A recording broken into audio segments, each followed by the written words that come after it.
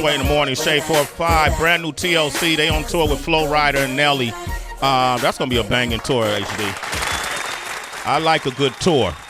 And today, man, I remember inviting our good friend. I'll call him our good friend because we've had so many great times with him. The times that he's come by the show, he's always been fun.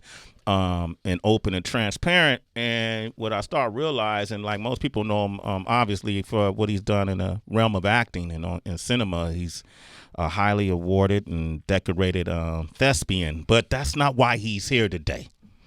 Okay, in fact, we're going to call him Bud today. We're not even going to call him Billy Bob Thornton. We're going to call him Bud Thornton today. Billy Bob's not in the room. We're hanging out with Bud today. Say what up to him, Bizzle. The mic. He got his new album, Spec is out, and his crew, the Boxmasters, are here. And I want to welcome him to the show. JD Andrew, what up, baby? Hey, man. How's it going? Glad to be here. Okay, Teddy, always have a problem with your Andrea Day. Andreatis. Zigzag is fine. Zigzag. Yeah. What is that? What's the origin of that, bro? Is that it's a long story, but I used to look like the guy on the pack. Okay. Oh, he's talking about your last name. Oh. He's talking Andreatis. It's Greek. He's a Greek. He's a Greek, but notice I called you a Greek. A Greek. Yeah, he's a Greek. But no, he's talking about his nickname Zigzag from the Rolling Papers, the cat that was on the Rolling Papers. Yeah. They thought he used to look like him. And so they called you Zigzag. So long time ago. What you used to roll in zigzags? A long time ago. Long time ago? Ain't rolled a zigzag in quite some time? Haven't done that in a while. Okay. All right. Well, Boxmasters are here. The Boxmasters are here. Bud, last time you were here, I feel like we were talking about the project T-Surfing. Mm-hmm. And I got a chance to really go into your music, and it's interesting because our audience was like, yo, man, a lot of our audience didn't really know how much you love music. Mm-hmm. You know, in fact, I feel like it seemed like the music is your first love. And the interesting thing about the Boxmasters is this is what, your ninth? Is it the ninth? It's the eighth record. The eighth record put out. We record a ton of stuff, so we lose track of how many records we've actually done. But you had that luxury, like you guys could put out music, and like we just had TLC, Nelly, and Flo Rida. TLC is working on that second Diamond album. Nelly has put out a Diamond album. You know, you guys, how many albums do you normally? We definitely we're not even up to tinfoil yet. Okay, well, yeah, it's like on when they have anniversaries, it's like the paper and the wood and the whatever anniversaries. We have we've won 2 Slammies. Okay, 2 Slammies. Yeah, we don't get to the Grammys. But no, we have we mostly were in the world of like adult contemporary, AAA, Americana, that kind of thing. In terms of radio, we did have a #1 record on Americana several years back for a couple of weeks on radio, and but in that world, if you sell 50,000 records, 100,000 records, you've done something. You're a success. Well, you're rich. Yeah. We don't do that either. Yeah. Y'all don't do that either. Yeah. No, I mean, we have a really good cult following, and we sell our records mainly at the shows, and we've teamed up with 30 Tigers out of Nashville to help get this record out, but it's still a small market, and we just are happy to carve out our little niche and get out there and be able to play and make records and do stuff that is creatively fulfilling. But then you're with a company like 30 Tigers is somebody who David and those guys over there, they get it. They really are about the music, not so much about the results. Oh yeah. They're a quality label. They're really into, and they have great distribution. So anytime we're on a label like that, which we were on Vanguard before, and years ago I was on Universal, then obviously you sell more records because it's in their best interest too, and they help you out. We have been on sort of our own label before, and that's when we are more responsible for selling our stuff at shows. But now, with a label like this, they do a lot of work for us. Okay. All right, man. The Boxmasters are here. Bud, JD, and Teddy are here. You got a chance to work with Jeff Emmerich? on this project. Who, for those who don't know, Abbey Road, Revolver, the Beatles. How did that happen? Well, we'd known Jeff for years because he lived in L.A. And, you just run in music circles out there and you kind of know people. And he had always been a fan of the Boxmasters. And he said, one of these days you ought to let me mix one of your songs, And we thought, well, that'd be amazing since this is the guy that engineered Sgt. Pepper. Yeah, right? Did you feel worthy, though? Well, yeah. I mean, it was like he was a fan of ours. He asked us, so we were like, wow, that's cool. So we were pretty honored. But, it didn't work out until about, 10, 12 years after we talked about it the first time. And then finally he happened to be by the studio one day talking to the studio manager there at A&M at Henson. And he said, hey, what are those guys up to? And then have them call me. We did. So we just happened to be making a new record.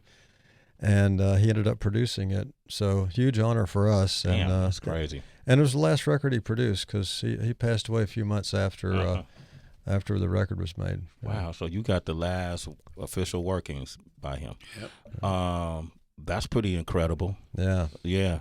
Sad but bittersweet in a sense, right? Exactly. I'm listening to your album, and before I get to that, we had who did we have here recently? DJ Mustard. He dropped a DJ, and he put together a compilation project that features a lot of different artists. And one of the songs had 3 different artists on it. And I was like, yo, what was it like in the studio with all those artists in one place? And he said, nah, I wouldn't know. I'd even see them in person.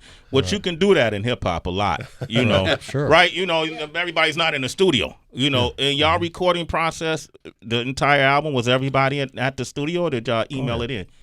Yeah, it's pretty much. Teddy, well, it starts with these 2 guys. Okay. And this, like, I call him the whiz kid because he's a computer guy. So it starts there.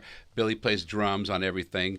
JD does the guitars and bass. I come in when they're ready for me, and I put keyboards on. But basically, we do it all ourselves.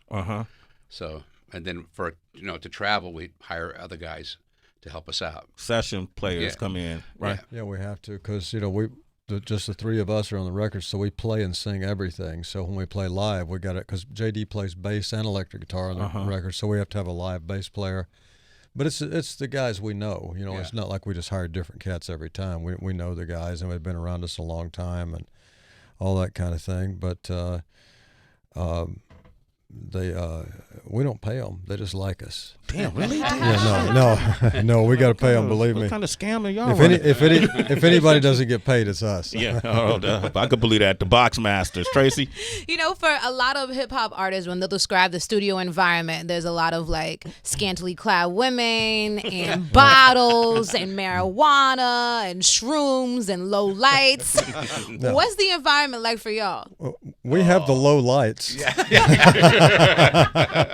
But the only the women that come by the studio when we're recording, because we're all married and have kids and stuff, and they bring a grocery list. Yeah, right. Girls. Exactly. It's kind of like that. Food. Yeah. Every now and then they'll pop up and say, "We were just in the neighborhood. We thought we'd drop by and see what you're doing." Yeah. Oh. Yeah. But the funniest thing about when you're married and you're working on a record, like the studio used to be in my house. I bought it from Slash, and Wow. we were there for 13 years. It was the old Snake Pit studio, and we did a lot of work in there, and so anyway, we would be downstairs, and my wife's upstairs. This is when Bella was like 3 or 4, and before JD even had kids. She would call downstairs, and she'd say, "What are you doing?" "What do you think I'm doing?" I'm building a nuclear weapon." "What do you mean, what am I doing?" "I'm down here just like I was 3 hours ago when you called down here and said, 'What are you doing?'" "We're making a record, And so, and she'll get mad at me because I didn't have anything else to say. I'm like, "Well, I'm just about to go do a vocal. Mm-hmm. And then after that, I'll give you a buzz. How's that?" But I said, if you want to, you're 30 feet from me, so you can come on down if you want to.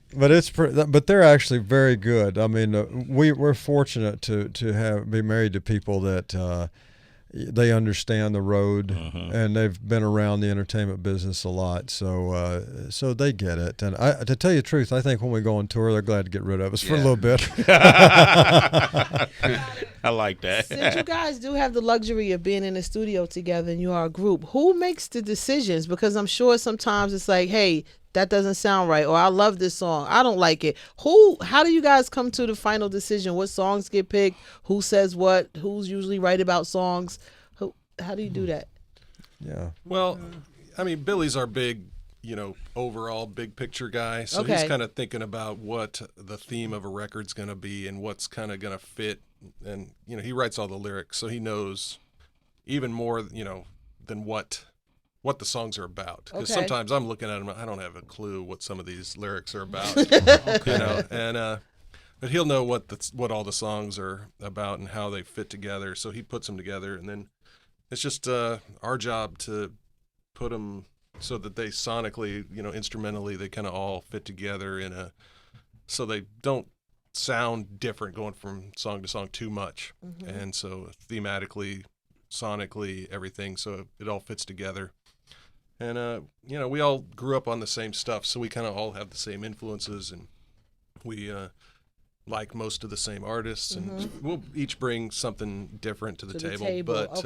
But there's a strong, main influence of the Beatles and the Beach Boys and the Byrds and bands like that from the 60s that we all share. And so we have those things in common, and we just kind of mix them all together and you come out with Spec. Yeah. Exactly. New album out now, Spec, SPECK. DB? Yeah, about a week ago, we had a conversation inside the room about soundtracks and how music used to be not only part of the promotion of a movie, but it was also very significant in how you remember the film, whether it was like Footloose or something, from a film that was like, man, that was a great soundtrack, and I love the music aside from the film.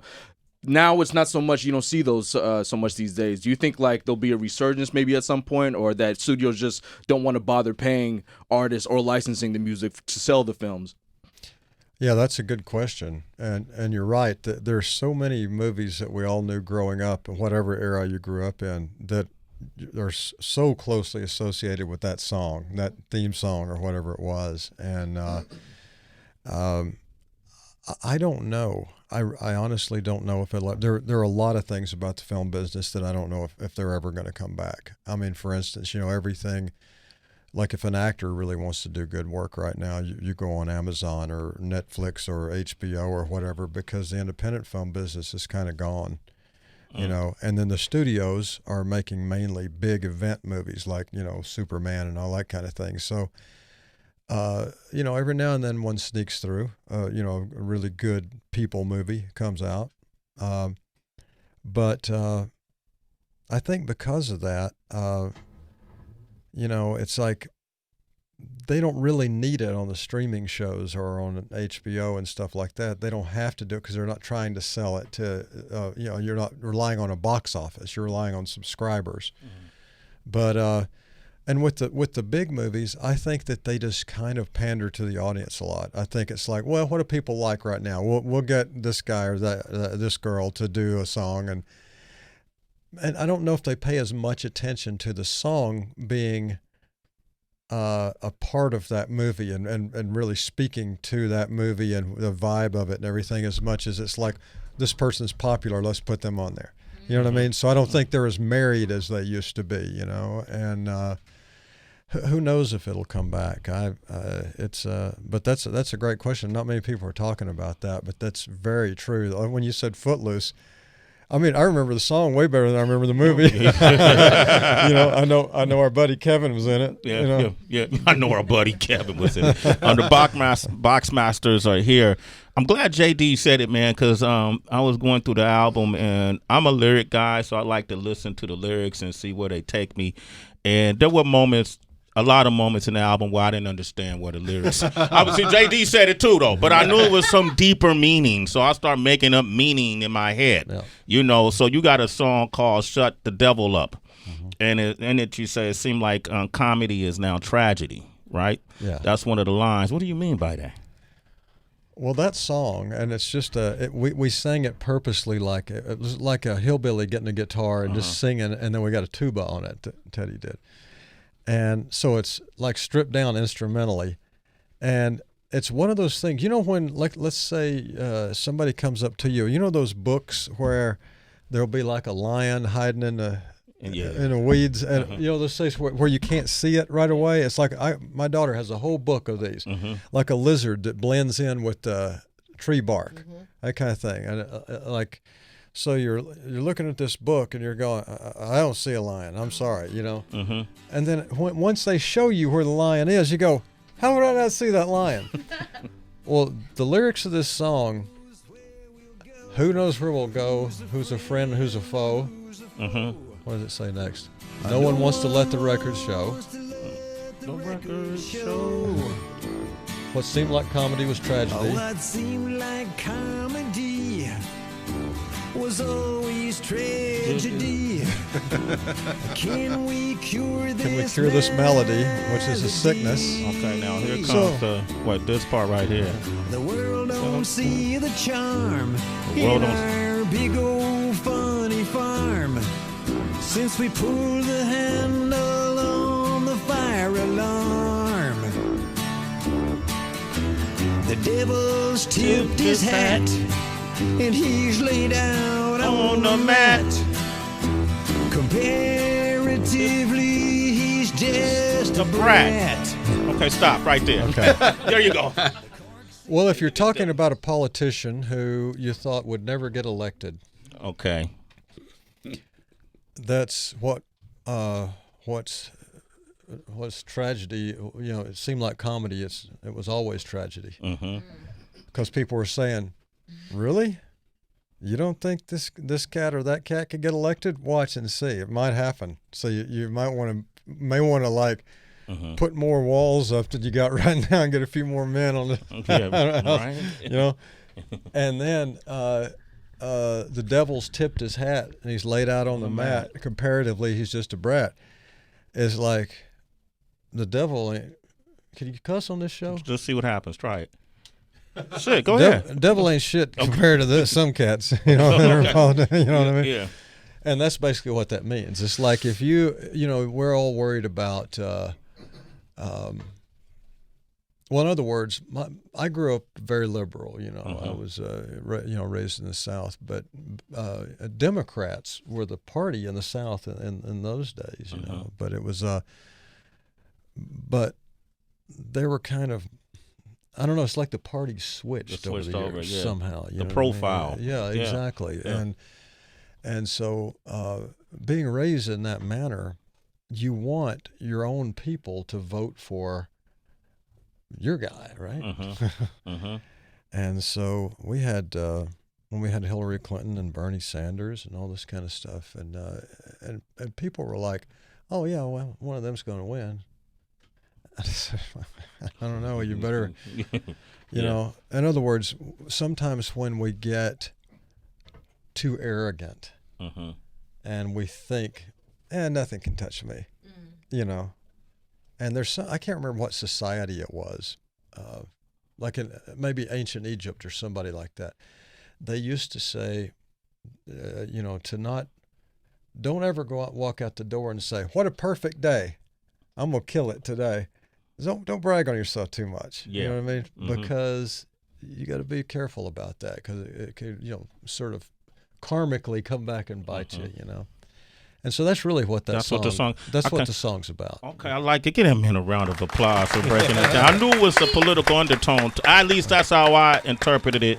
Same with the song "Somebody to Say." To me, felt like it had that same kind of undertone to it. Like, look what's going on. Right. Around us, we need somebody to say something about it. Right. It's what I grab from it. Right. Yeah. Am I accurate? Absolutely. Okay. It's essentially like when you're a kid, and you're in a driving thunderstorm in the car, and the water's getting up high.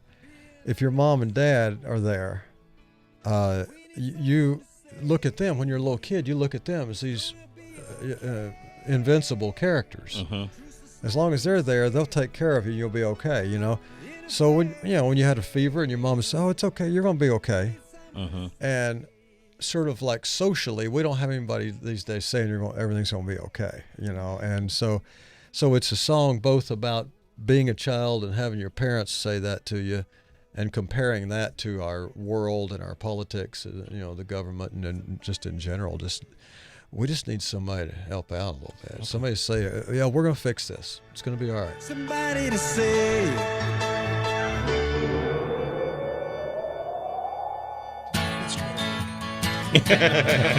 Sway the Morning Shade 4-5. The Boxmasters are here. JD, Teddy, I want to thank you guys for coming by this morning, man. Thanks for having us. Oh, absolutely, man. Get the new album. It's called Spec. It's actually in stores. It's in stores now. Somebody to say. Somebody to say. Somebody to say. Yo, Bud, thanks for coming back, man. Yeah, thanks for having us. No, absolutely, man. Incredible, Good to man, see the you work again. you guys are doing. Thanks. Congratulations to you, too, man, for staying present in all of this. Oh, wow. Which is hard to do sometimes, right? Sometimes it is, but Yeah. it's easier to be nice and not, I'll roll with that. Okay. Yes. And they're performing tonight at Sony Hall, I believe, right? That's right. Right, Yeah. That's right. 8 Yeah. o'clock, Sony Hall, us. I don't know. I don't think there's anybody else there. Yeah, I don't know if there's an opening act. Maybe they're having to start at 8 o'clock, so there may be one. But great to see all you guys again. Good to see you too, man. And the whole tour kicks off today. So if you wanted tickets, they could go online and get tickets. www.theboxmasters.com. Easy. Let the money come back to you. I ain't mad at that. All right, cool. Black